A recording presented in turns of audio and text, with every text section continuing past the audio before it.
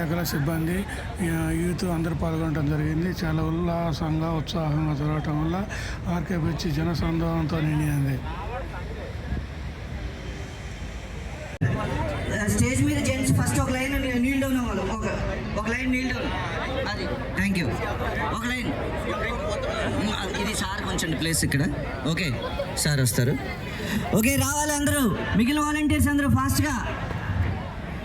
Okay ఎందుకు photo ఒక్కళ్ళు photo తీయండి వెళ్ళి.